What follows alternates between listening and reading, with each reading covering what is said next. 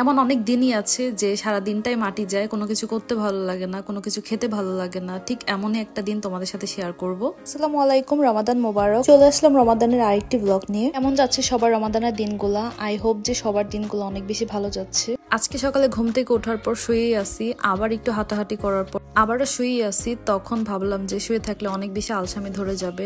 পরে ভাবলাম কোনো একটা অ্যাক্টিভিটিস করি, তাহলে হয়তো বা একটু বোরিং ফিলটা কম হবে। কিন্তু কোনো কাজ করতে ইচ্ছে করতেছিল না। পরে মনের বিরুদ্ধে একটু কাজ করতেছিলাম। ভাবলাম যে কাপড়গুলো একটু ভাঁজ করে একটু জায়গা মতো রেখে দিই, তাহলে হয়তো বা একটু ভালো লাগতে পারে। তো এই জন্য আমি সবগুলা কাপড় একদম সুন্দর করে ভাঁজ করে জায়গা মতো রেখে দিচ্ছিলাম। আমার সাথে এরকম মাঝে মাঝে হয়ে থাকে, আমার মাঝে মাঝে কোনো কিছুই করতে ইচ্ছে করে না, কোনো কিছু খেতে ভালো লাগে না। আর এর মধ্যে আজকে আবার বাসায় কোনো ইফতারি বানানো হবে না, এই জন্য আরো বেশি আলসামি ধরে গেছে।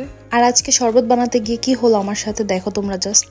আজকে ইচ্ছে করতেছিল একটু রুয়াবজা দিয়ে শরবত খাবো, সো এই জন্য একটু ভাবলাম আমি একটা গ্লাসে ঢেলে নিই। আর ঢালতে গিয়ে একটু ঢালতে গিয়ে কত বেশি পরিমাণে পড়ে গেছে দেখো। বেশি যেহেতু পড়েই গেছে, পরে ভাবলাম যে আরেকটা অন্য কিছুতে কনভার্ট করে নেব, তাহলে পরিমাণটা ঠিক হয়ে যাবে। আমি সাথে একটু ট্যাং অ্যাড করে দিচ্ছিলাম আর বাকিদের জন্য একটু শরবতটা রেডি করতেছিলাম। এভরিডে আমাদের সেম শরবতটাকেই খাওয়া হচ্ছে, এটা খেলেই সবার অনেক শান্তি লাগে। আর আমি রুয়াবজার সাথেও একটু ট্যাং ইউজ করেছিলাম, সাথে হালকা করে একটু চিনিও অ্যাড করে দিলাম।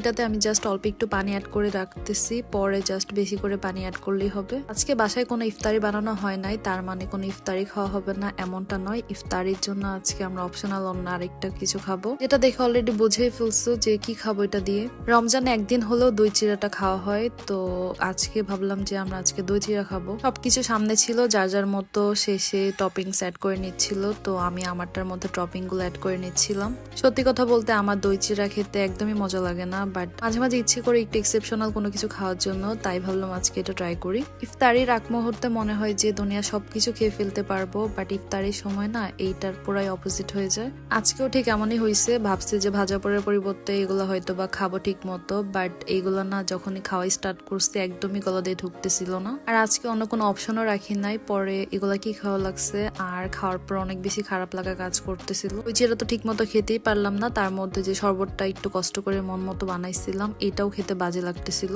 আর এরকম হলে মন মেজাজ ভালো থাকে তোমরাই বলো।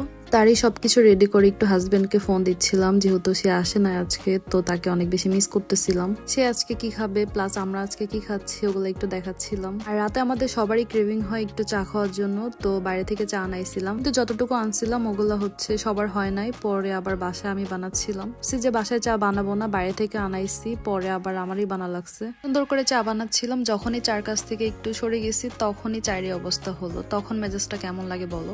আজকে আমার সারাটা দিনই একদম খারাপ গেছে। যাই হোক, আজকের ব্লগটা এ পর্যন্ত ছিল। আই হোপ আমার ভিডিও তোমাদের ভালো লেগেছে। Please don't forget to like, comment and share. Bye by.